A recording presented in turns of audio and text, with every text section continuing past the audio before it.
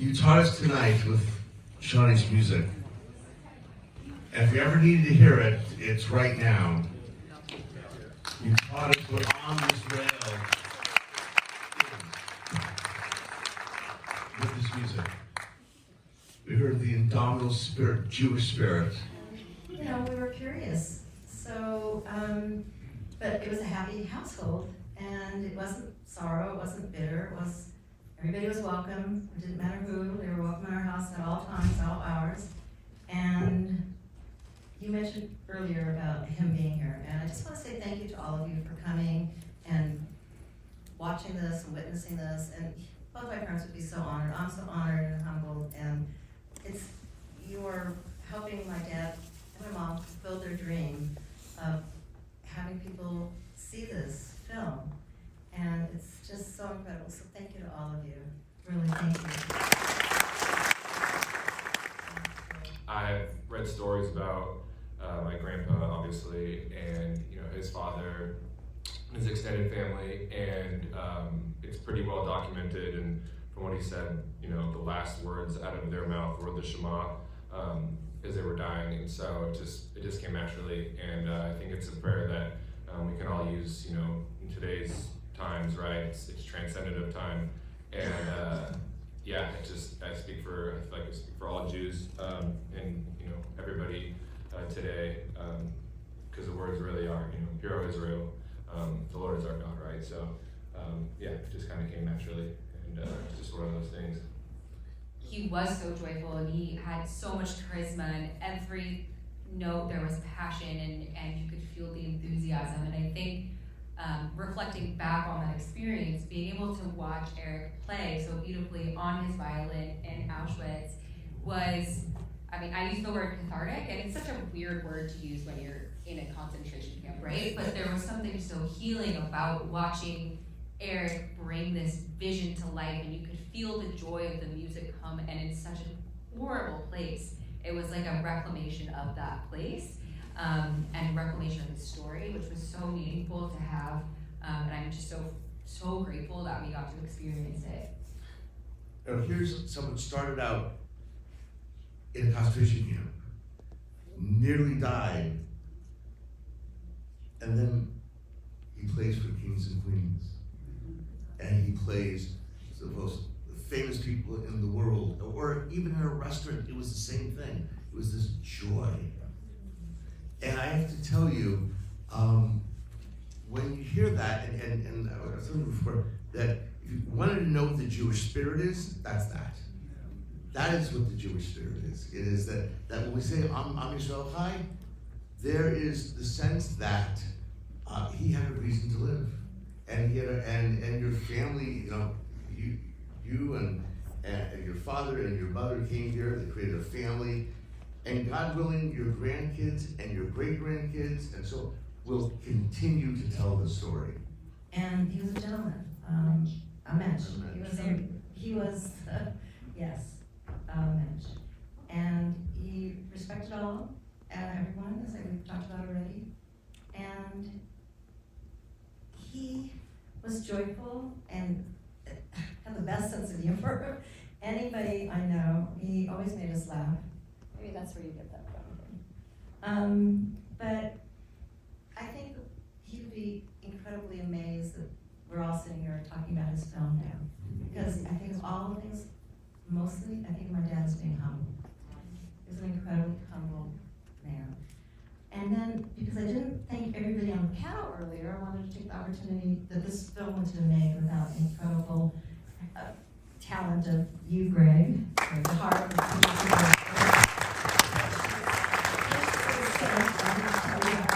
Dr. Noreen Green, who I've known for many, many years, and she's incredibly amazing. Erik, who we can so blessed to get to know, and is now family. All of us proud. You're just incredible. I just can't wait to hear more of your pieces.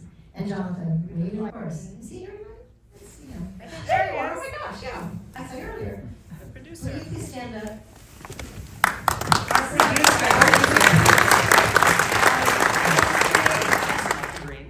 About the Violins of Hope, which are which were violins that were played in some of the death camps and were restored and were traveling around the country.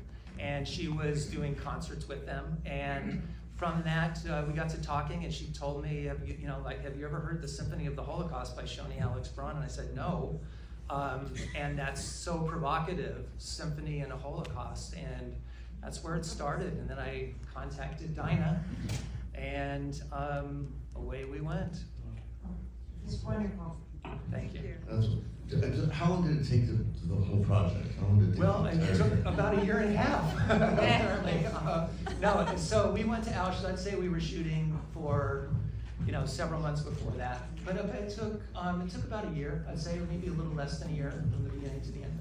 I was on it, called Sunstream, 2 N's in Sunstream. And if you liked it and you like someone else to see it, please go to sunstream.com. You can watch it for $5. And that's where you can see it. That's where it lives right now. Next question. I mean, as for a film, just any thoughts you'd like to share with us? Just the experience. Yeah, it was, it's hard to put into words. I think there are so many moments that are just striking in the moment, and then reflecting back. I think one in particular was just, you're staying in a hotel across the street from the camps, and you're drawing the comparison between yourself and my grandparents' experience. I'm sitting there brushing my teeth in the sink and thinking about how, that idea, that concept of me having a nice warm bed to sleep in and a full meal, and just the dichotomy between what they experienced across the street, a mere 60, 70 years ago is insane. I also, there's a lot of emotion that came with it. This is a very weird thing to take away, but actually, one of the days my husband and I went and toured the museum, and I walked away so angry. And I said to him, I have never been more inspired in my life to have kids right now. It's just a very weird thing to walk away from Auschwitz saying, but it just, the importance of continuing the Jewish legacy and the Jewish people was so strong, and it was kind of born out of anger, but also an inspiration of how resilient and incredible our people are. So that was a really weird experience. One of the things I wanted to say too was I recently was diagnosed, actually, with last year I was diagnosed with leukemia, acute myeloid leukemia, which is the aggressive form of leukemia. And it was about a month before I was diagnosed, I was able to go to Auschwitz and get to see this. So if this had happened a month later, I would have been able to go. The outlook isn't great for people with this kind of cancer.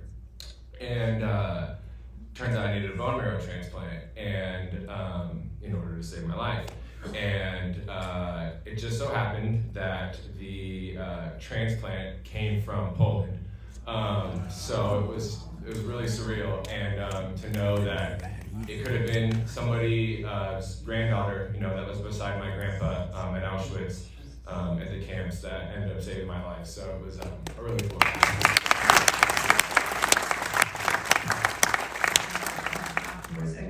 Composition is a process. So you might have fragments in your head, and they were going over in his mind, but then when he actually wrote the piece, he had to expand it, and they wrote a fugue, and it expanded the whole concept. So that's, as far as I know, that's what happened. In a concentration camp. And now, and finally it gets written down, finally you are playing this piece. Well, I was lucky because I had Shony to talk to me about the piece, and so the first time I played it, I was accompanying him.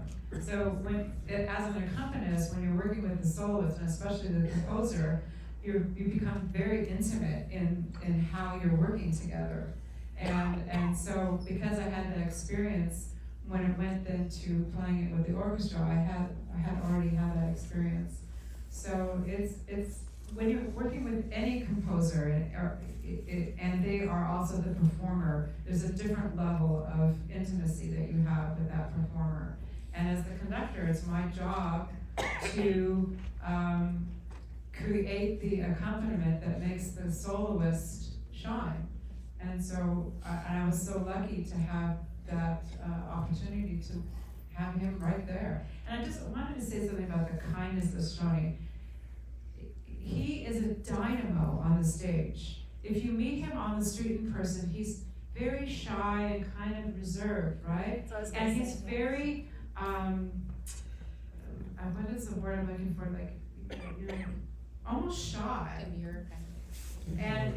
And then he walks on the stage and he becomes bigger than life. And that's very much a performer, where they're kind of reserved in real life, but then boom, they come on stage and they're just take charge. Absolutely. With that yourself? Yes, I am from Armenia, which is a country that has been persecuted many times, and there's a Holocaust also there that happened over 120 years ago, and it connected with me deeply to have this opportunity to play for all the people that have lost greatly for this. I can imagine it's incredibly moving, and yeah, you seem to have such a humble spirit, so I'm sure you were just an incredible person to make that happen too. Yeah. And what's happening tonight is that Erik is playing the whole symphony with a chamber group, and he's never performed the whole symphony with a chamber group. So that's what's special about what's happening tonight after the film. They're going to see the film, they're going to know the story, they're going to see Erik at the gates of Auschwitz, and then they're going to hear him perform it live. Fingerboard, of course, is ebony, the chin rest and tailpiece are ebony, but it's spruce and maple. No. That's so true. It's very expensive. It's very expensive. And you have shown us, all of you, the spirit that cannot be broken. And you've shown us that we can, if we know why, as I said, we can bear it now. But thank you for letting us have the story of your parents and your grandparents. Thank you for sharing it with us. And may the memories always be for a blessing. And may they always, always give us hope and strength. Thank you.